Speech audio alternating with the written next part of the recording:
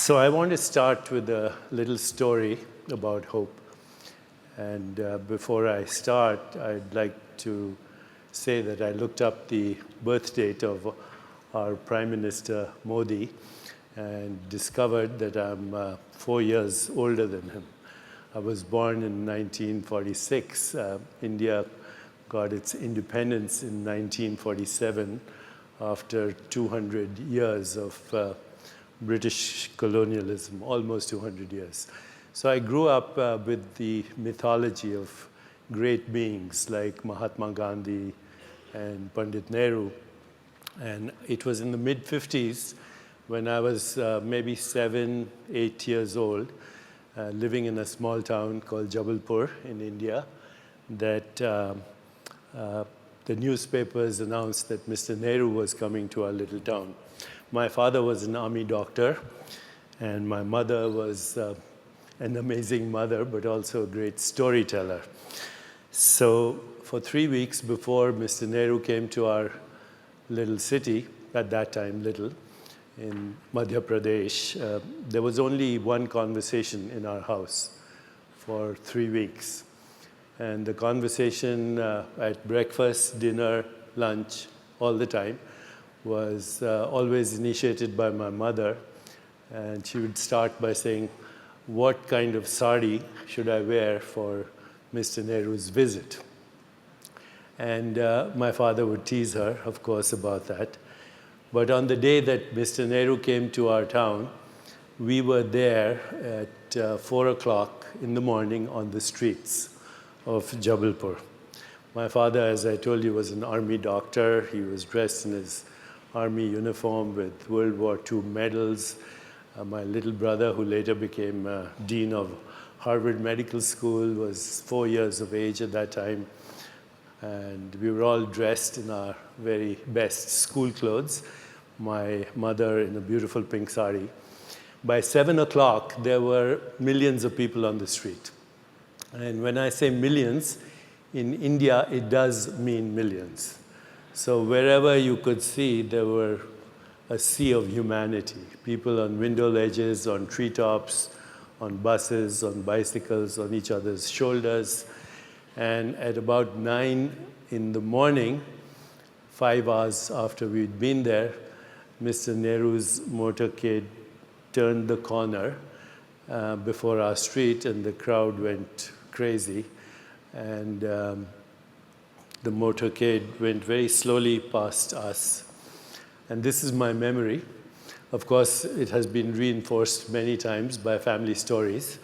But just as the motorcade, it was a very simple motorcade. Mr. Nehru was wearing his so-called Nehru jacket. He had a red rose in his lapel. He was in a Jeep. There was a motorcycle in the front, a motorcycle in the back. And as this Jeep passed by us, Mr. Nehru turned. So my memory is, he looked at my mother, and he took his rose and he threw at her.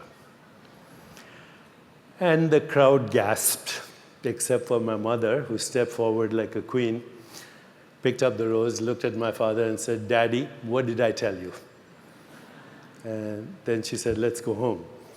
I knew in that moment that even though my father wore a military uniform, my mother was the leader in our family.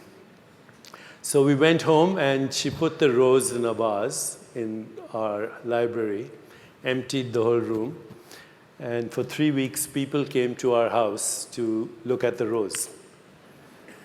At the end of 3 weeks, the rose started to fade, and my mother had a big party. And at the end of the party, everybody got a faded rose petal. And you should have seen the way they picked up the rose petal as if it was a diamond, as if it was a family heirloom. So afterwards, we asked our mother, what was so special about those rose petals? And my mother said those rose petals represented the soul of India. Something very strange for a 7-year-old boy to hear. The soul of India. I asked her, what does that mean? And she explained that Mr. Nehru was the heir to Mahatma Gandhi, who had brought down, in a way, the British Empire without violence. He had gotten rid of British colonialism. He was no longer with us, but Mr. Nehru was his spiritual heir. And of course, the rose was his symbol. And every time we looked at those rose petals, we were reminded of India's hopes, of India's aspirations, of India's longings, of India's dreams. And that became a seminal point in my life. That story became a seminal point in my life, because that's what great leaders do, whether it's Mahatma Gandhi or Nehru or Martin Luther King Jr. or Nelson Mandela, or even in our own times, people like Barack Obama or other visionary leaders. They are amazing listeners for the collective consciousness that is percolating in a moment of history. I believe we are in that moment of history, except that we don't need one leader, we need many leaders. And that the next generation is going to be groomed, or should be groomed, in this environment, which is very precarious at the moment. We are seeing a world that is full of ethnocentrism, tribalism, racism, bigotry, a world where there's social and economic injustice, a world of ecological devastation, a world with climate change, a world with mechanized death and weapons of mass destruction, a world where cyber warfare could destroy us.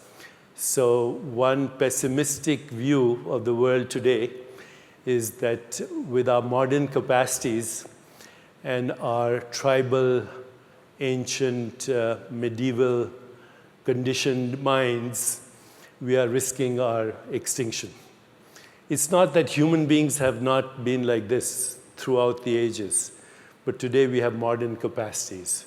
We have technology. We have been listening to technologies like artificial intelligence, technologies that even a little handheld device could be used to interfere with a nuclear plant, or could cause poison in our food chain, or destroy electricity in a big city, or interfere with pacemakers and ventilators, and literally risk our extinction. On the other hand, we have potential as human beings to use the very same technologies that people are afraid of to engender hope, to engender well-being, to create what is true and lasting happiness for us as a global community. But in order to do that, we have to transcend our limited identities, while keeping our limited identities, because there's a lot to say for our identity, which has historical roots, which has religious roots, which has cultural roots. But if we do not accept the fact that we have to also keep those identities and transcend them to being citizens of the globe and ultimately citizens of the cosmos. I heard talks about how we are going to colonize space, how we are going to go to Mars, but are we going to carry our limited identity and wage wars even in outer space, or are we going to transcend to a bigger identity that not only offers hope, but is based on trust and stability and compassion and authenticity and integrity and responsibility and harnessing our collective will for the greater good? Because if we do not do that, then there is no hope for humanity. Technology by itself is neutral, and it's unstoppable. It's part of our evolution. If we do not use technology, and I hear a lot of criticism about social media, hear a lot of criticism about how it's taking over our mind, but The fact is that technology by itself is neutral. What we do with it depends on our evolution as a human species. And if our psychological, emotional, and spiritual evolution does not keep up with our technological evolution, then we are indeed doomed. So this is a moment of crisis, but it's also, as many people say, a moment of hope and opportunity. Where there is crisis, where there is danger, where there is this risk of extinction. The last extinction, by the way, was 65 million years ago, when a meteorite fell on planet Earth and wiped out dinosaurs, and we were the product. But the next extinction, if it happens, will be human and will be the result of human folly. And perhaps then the universe will have decided that the human species was an interesting experiment that did not work. Let us not go that way. So let us really understand what hope is. Hope is the knowingness that our conscious choices today can change our future history. That we are conscious beings, that we are aware beings, that self-awareness is our greatest gift. And in that self-awareness lie powers that have never existed for any species except us. The power of intuition, of insight, of imagination, of creativity, of higher consciousness, of transcendence. And that we need a leadership that collectively harnesses our collective intelligence to create what could be a heaven on planet Earth. It is our consciousness and its evolution that is the key, because our technology has outpaced our evolution as a species. So as human beings, we have very fundamental ways of being intelligent. The highest intelligence of existence is self-awareness. From self-awareness follow feelings that humans have considered divine, such as love, compassion, joy, equanimity, the search for truth, goodness, harmony, synchronicity, and the loss of the fear of death, because our true self, our spiritual being, is not in time. As we evoke these feelings within us and use our technologies to collectively evoke them, we can also engage in the highest intelligence, which is self-reflection, asking ourselves, who are we? What is our purpose? What do we truly want for ourselves and for humanity? Is there meaning or purpose in our lives? What are we grateful for?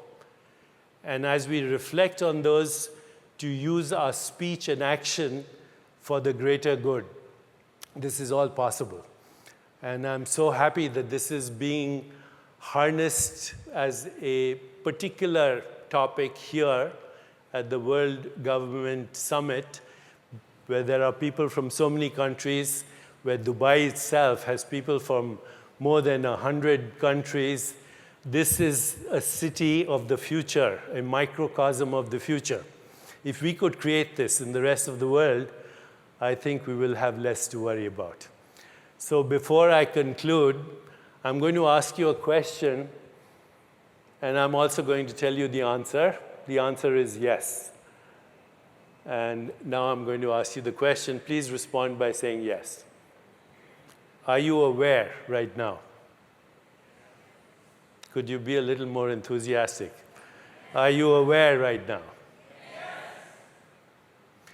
Now I'm going to ask you the same question, but this time, don't answer it till I raise my hand. Okay? I'm going to ask you the same question. Are you aware?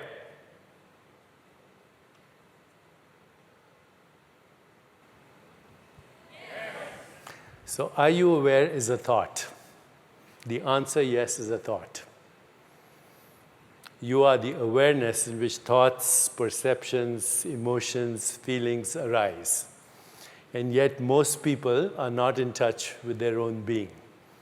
The place of infinite creativity, infinite love, infinite compassion, infinite joy, the place of all possibilities, the place where we are inseparable from all that exists, and the place from where we can evoke the feelings and thoughts, the speech and action to literally create hope for the future of humanity. Because despite our individual identities and local identities, the future is our global identity and ultimately our cosmic identity. So before I invite Her Highness Ohood to join me, I want you to do one more thing for me. As you're listening to me, just turn your attention to that which is listening. Be aware of that which is listening. This presence is our true identity. As the great Jalaluddin Roumi once said, God's language is silence. Everything else is poor translation. So thank you for indulging me in my poor translation.